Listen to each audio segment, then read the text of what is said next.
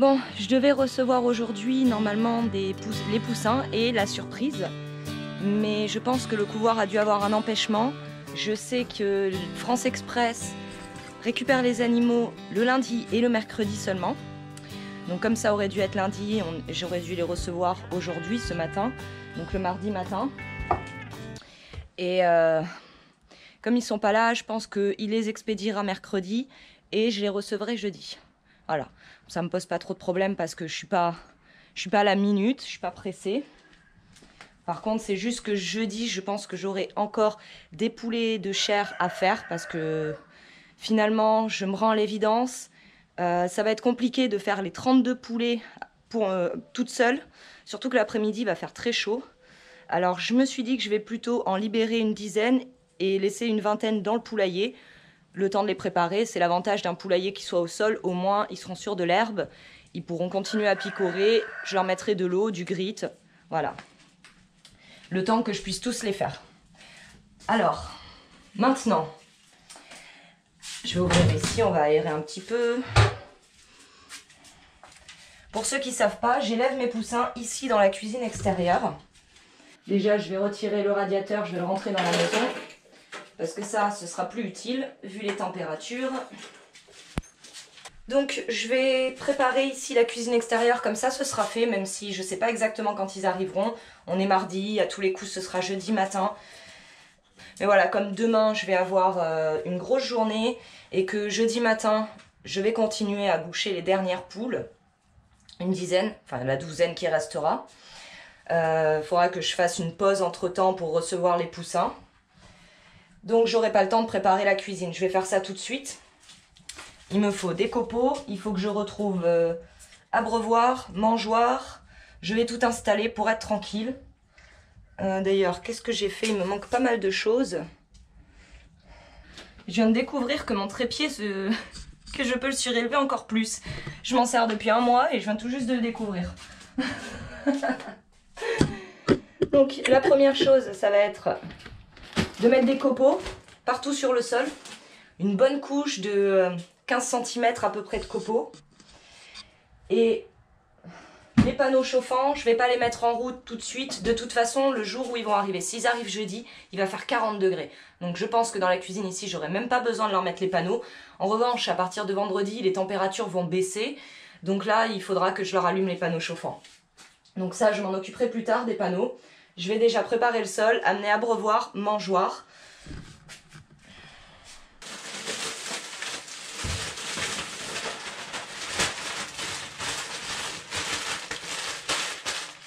Et comme je marche avec mes claquettes dans les autres enclos, j'ai pas envie d'amener des bactéries, quelque chose qui puisse parasiter potentiellement les poussins. Je vais me mettre pieds nus, ce sera plus hygiénique. Allez.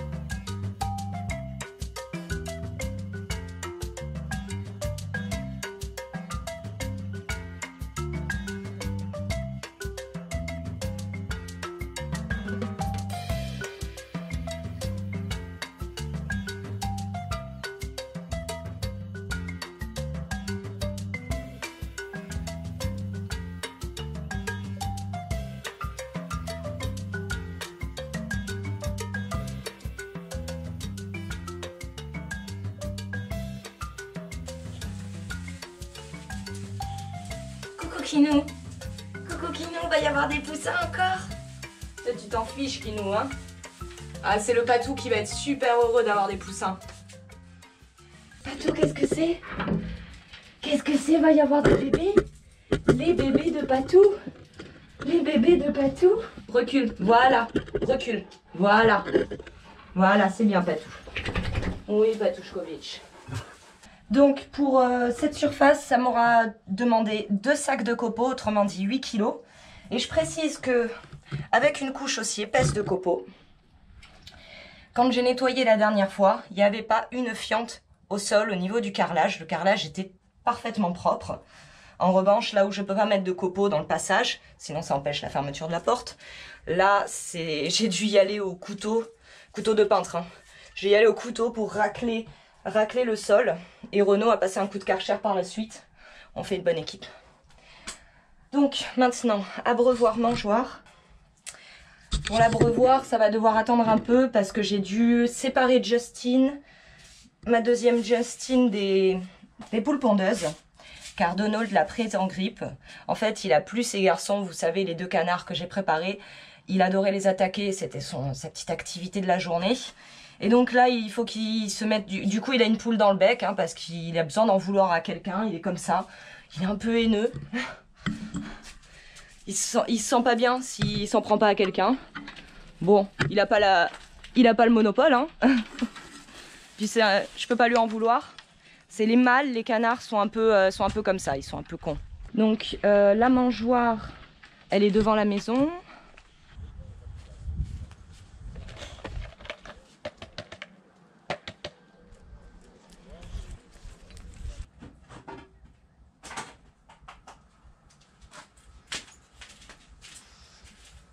Pour l'eau, ça évitera, en mettant l'eau là-dessus, ça évitera que les poussins en montant mettent des copeaux dans l'abreuvoir. Comme ça, ça restera propre, un minimum.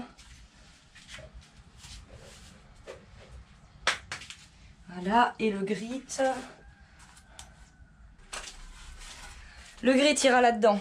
Alors, pour ces mangeoires en acier galvanisé, moi, j'aime pas du tout, car voilà le résultat, ça finit toujours par rouiller. Alors le pire, c'est les abreuvoirs en acier galvanisé, j'en achète pas parce que dès que c'est un peu altéré, voilà, ça rouille. Et là, comme on met de l'eau, bah, les poules boivent de la rouille en fait. Et l'apport en rouille, c'est pas très recommandé quand même. Là, en l'occurrence, ça va être pour le grit, donc j'ai pas besoin d'une mangeoire qui soit très clean puisque le grit c'est sec. Ça devrait pas poser de problème. Bon, ça c'est fait, je vais laisser ouvert complètement pour qu'il y ait une bonne circulation d'air jusqu'à ce que les poussins arrivent. Et avant de les installer, je vais bien sûr m'assurer qu'il n'y ait pas un rat planqué quelque part. Parce qu'alors les rats, ils peuvent tuer tous les poussins. En 1 heure, ils peuvent tuer tous les poussins. Ah, ça y est, regardez, ils sont en train de faire la dalle à côté. Donc, c'est une grosse semaine puisque je reçois les poussins. Puisque je dois préparer mes poulets de chair, mais pas que. Surprise, samedi, je vais chercher des cochons. 2 cochonnes plus précisément. Et ce seront des cochons vietnamiens. Bon, elles me sont données. Elles auront 2 ans et demi. Coucou la volaille. Elles auront 2 ans et demi. Donc c'est pas des cochons qu'on va manger. Du moins, je pense pas. Non.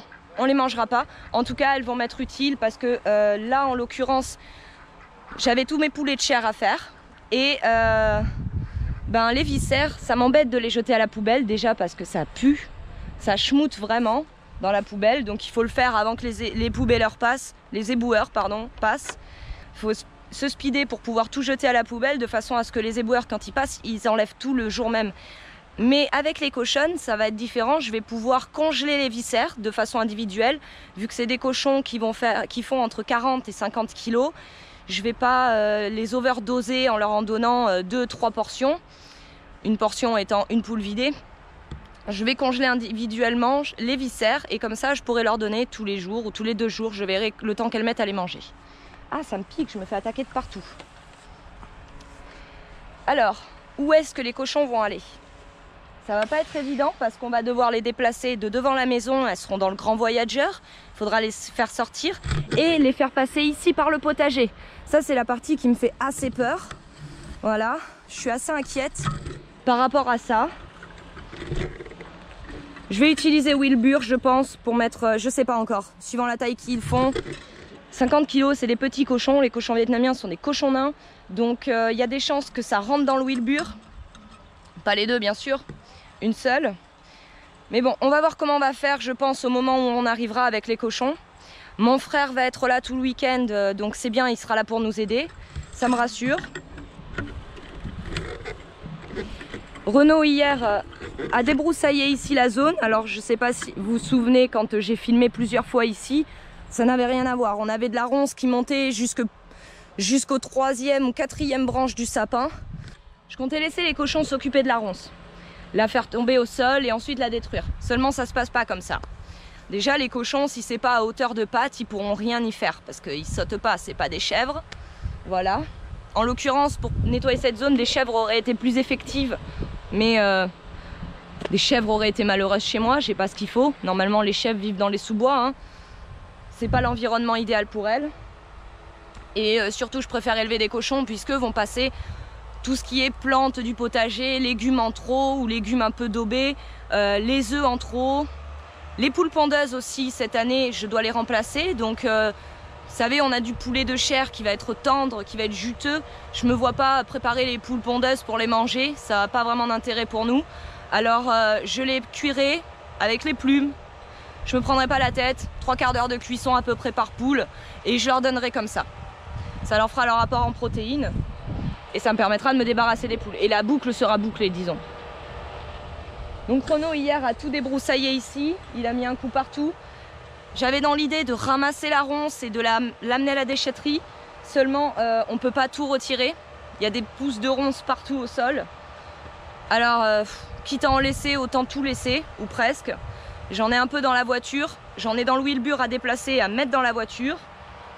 Donc je vais juste déplacer ça à la déchetterie. Je laisse le reste sur place. Maintenant que c'est au sol, que c'est vraiment broyé au sol, les cochons pourront en faire leur affaire. Si j'avais laissé la ronce trop haute, les cochons auraient pu se blesser. Ce qui arrive très souvent quand on les installe dans une zone où il y a de la ronce, les cochons rentrent dedans et s'arrachent les oreilles, se transpercent les oreilles. C'est pas ce qu'on veut. Là, très honnêtement, je trouve que l'enclos sera quand même assez grand, surtout pour deux cochons vietnamiens. Cet après-midi, je vais aller chercher du grillage, des poteaux hantés et je vais clôturer ici. Il faudra que je fasse un accès bien sûr pour pouvoir entrer, leur donner à manger, remettre du foin, ce genre de choses. Et le truc, c'est que les cochons ne seront pas sur un sol sale, ça ne va pas finir en boue, c'est pas le but. Je remettrai du foin à chaque fois que ça devient un peu boueux, que ça devient un peu sale. Voilà. Donc je vais avoir une bonne consommation de foin, je pense, mais j'ai un fournisseur qui m'amène les meules entières. Il ne vend pas de foin, je précise, mais pour moi il le fait puisque je suis à côté de chez lui et que ça fait des années qu'on fait comme ça. Voilà, donc bonne nouvelle, samedi on va chercher les cochons. Je suis un peu stressée, mais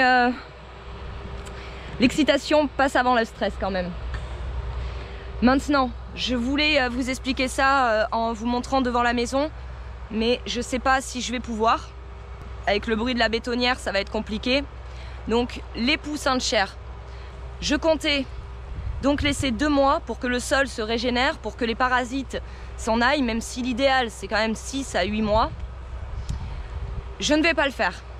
Je vais les élever d'une façon différente car je me suis dit que ce serait plus ludique pour vous qui n'avez pas forcément la place de faire un enclos comme j'ai fait chez moi. Et ça me permet d'avoir un roulement et de les faire plus rapidement, voilà, d'avoir mes poules plus rapidement.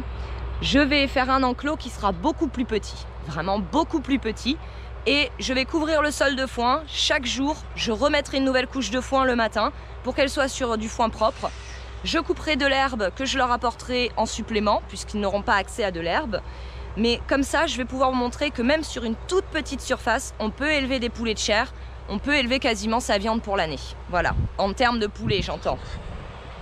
Ce serait des dindes, on ne veut pas faire ça avec des dindes. Les dindes trouvent 60% de leur alimentation dans l'herbe, dans le sol, dans les plantes qu'elles arrivent à trouver. Donc on évite, avec des dindes, de les mettre sur la méthode du deep bedding, comme dit Joel Salatin, qui est donc une couche assez épaisse de matière qui permet que ça reste hygiénique pour les volailles. Là, pour des dindes, ce ne serait pas acceptable. Quand je pense que j'avais retiré les 3/4, bien sûr sans enlever les racines, mais j'avais retiré les 3/4 de la ronce ici à la main, ça a pris 20 minutes à Renaud hier. Hein. Plus jamais je le fais à la main, plus jamais. Comme ça, pour les poulets, vous aurez eu l'élevage dans un enclos sur de l'herbe avec de l'espace et l'élevage sur petite zone sur du foin, voilà. Méthode du deep bedding, comme ça vous aurez vu les deux méthodes. Vous pourrez voir celle qui vous convient le plus et de toute façon je pense que c'est une question de place. Maintenant il faut que je change les abreuvoirs des poules, surtout des canards. Il fait chaud la journée, là il va faire 34 cet après-midi, donc ressenti à peu près 38. Jeudi il va faire 40 degrés, donc ressenti 44, 45. Ça va être violent. Donc jeudi, toutes les heures, il faudra que je vienne leur apporter de l'eau fraîche, c'est très important. Toutes les heures, il faudra que je le fasse. Jeudi, je ne pourrai pas quitter la maison, ça c'est sûr. Même pas 1 heure. Là en ce moment, avec les 34 degrés qu'on a, désolé pour le bruit, hein. Avec les 34 degrés qu'on a en ce moment, je change l'eau toutes les 2h30 à peu près.